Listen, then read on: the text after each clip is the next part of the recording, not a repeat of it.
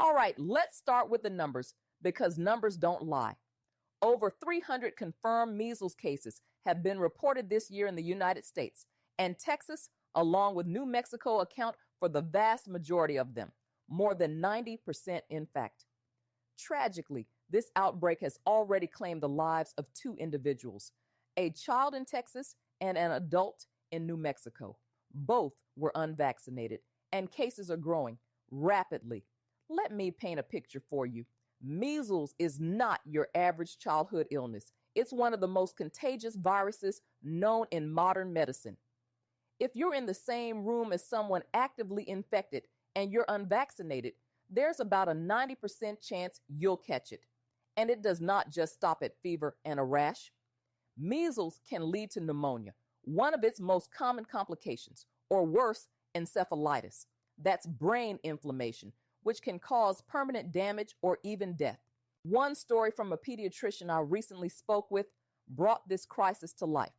A 3-year-old boy from West Texas, unvaccinated, came into their clinic with all the textbook measles symptoms: high fever, red watery eyes, and a telltale rash. Within days, his situation spiraled into severe pneumonia. They managed to stabilize him, but it took weeks in the pediatric ICU. He survived, thankfully, but the road to recovery is long, and his family has been through an avoidable nightmare. It's cases like that which keep me up at night. Public health professionals are doing everything they can, but without more widespread vaccination, outbreaks like this will keep happening. And what's most disturbing is that so many of these cases stem from preventable gaps in coverage. Now I want to address something that's just as dangerous as the measles virus itself: the spread of misinformation. Let's talk about Robert F. Kennedy Jr., the current U.S. Secretary of Health and Human Services. He's been out there making claims about so-called treatments for measles, like cod liver oil and steroids, saying they're yielding very, very good results. This is far from the truth. And let me be clear. Scientific evidence shows that these are not effective treatments for measles. Cod liver oil contains vitamin A, which can be used in specific supervised cases to address vitamin A deficiencies, but it's not an antiviral, and it doesn't prevent or cure measles. And as for steroids, they could even do more harm than good in these cases. Play this clip. But what that really depends on is how vaccinated the people are around the cases that come back. And in Texas, in Gaines County in particular, the epicenter of this outbreak, they've got a low vaccination rate. For kindergartners, for the measles vaccine, the vaccination rate's about 82% in that county. And public health officials say you want to keep measles vaccination rates at 95% or higher because it is such a contagious disease. You have to keep vaccination rates that high in order to try to protect everybody. Now, Dr. Mehmet Oz, Trump's pick for CMS administrator, Centers for Medicaid and Medicaid Services, testified in his nomination hearing on Friday, was asked about his opinions on the measles vaccine. Take a listen. My question is simple. Yes or no, do you believe the measles vaccine is safe? Yes. Yes or no, do you believe the measles vaccine is the most effective way to protect against infection? It is. CMS really should not be opining its own opinion or sharing its own thoughts on vaccines. Our job is to follow the rules. So if the CDC is making decisions about the use of a vaccine, and that's what's agreed on by the experts there, my job, if it confirmed, is to make sure we pay for those vaccines. Now, those comments stand a bit in contrast to what we've been hearing from his would-be boss, Health Secretary Robert F. Kennedy Jr., who has been spreading mixed messages at best about the measles vaccine, saying that they are encouraging vaccination, but at the same time giving some sort of misleading comments about the safety of the vaccine, which has been proven over decades to be the safest and most effective way of preventing measles.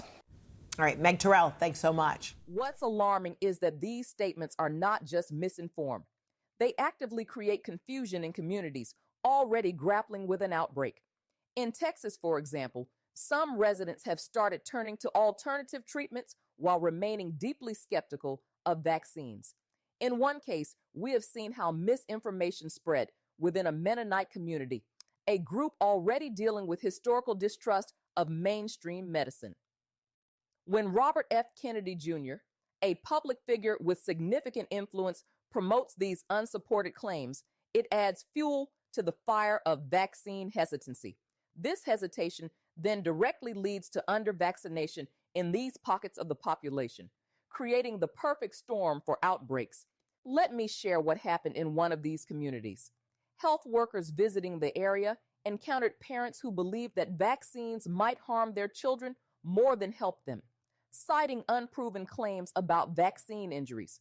This misinformation wasn't just coming from social media or word of mouth. It was being reinforced by Robert F. Kennedy Jr.'s mixed messages about vaccines. The consequences?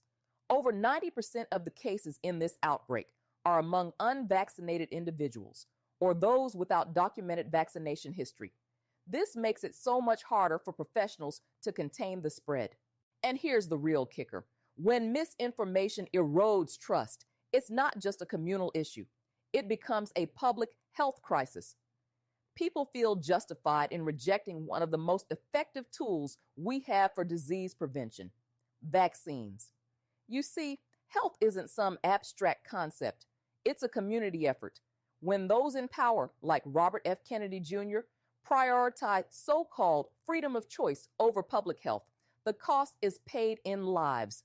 It's that simple. And mind you, I do not recall Robert F. Kennedy Jr. holding any medical degrees.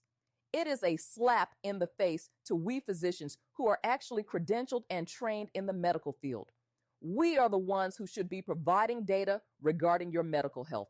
After we graduate from a 4-year college institution, we have 4 years of medical school, followed by 4 years of residency, and if you are like me, an additional 5 years of subspecialty education. That's on average an additional 8 to 13 years of education after college. Then we gain years of valuable clinical experience once we become attending physicians. So I ask you, who is qualified to give you data regarding your health? Let's talk about solutions because honestly, prevention is where our focus needs to be. It's about stopping the next outbreak before it can even gain momentum. The measles, mumps, rubella, or MMR vaccine is an absolute game changer here. 2 doses, just 2, are enough to make you 97% protected against this virus. The CDC has even proposed a 3rd early dose in places like Texas with ongoing outbreaks, especially for infants 6 months old and up. These are practical life-saving strategies, and they work. And now some ask, why not just focus on treatment when outbreaks happen? But here's the thing. Measles has no specific cure, no antiviral that can stop it in its tracks. Once the virus takes hold, managing complications like pneumonia or brain inflammation and swelling is all healthcare providers can do. That's why prevention through vaccination is non-negotiable.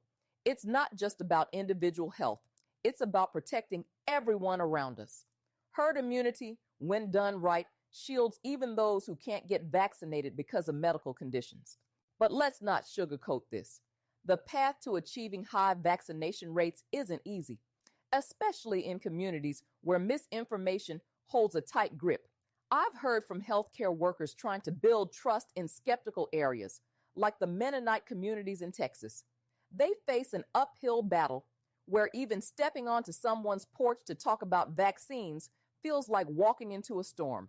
And yet, they keep showing up, armed with nothing but facts, compassion, and a tireless belief in what they're doing. They are unsung heroes in this fight for public health. So, where does this leave us? Well, it boils down to this. Science is on our side. Vaccines remain one of humanity's greatest tools for preserving life. They're not a political statement. They're a testament to what we can achieve together when we prioritize the health and safety of our communities. And if there's one takeaway from this episode, let it be this. Don't wait for the next headline about an outbreak or a needless death. Become an advocate, educate now, and most of all, vaccinate now. That wraps up today's episode of The Real 411. I want to personally thank each and every one of you for tuning in and for your continued support. It means more than you know. If you found value in today's discussion, please drop a comment, follow us on all social media platforms, and let us know what topics you'd like to see us cover next. Be sure to sign up for our email newsletter so you never miss an update or exclusive insight. And if you believe in independent media that digs deeper and dares to tell the truth, please consider following The Real 411 on Substack and Fanbase. We offer both free and paid subscriptions, and your support helps us continue producing content that informs, empowers, and sparks real conversation. Thanks again for being part of this journey, because remember, the story is never just the headline. Until next time, stay informed, stay bold, and stay real.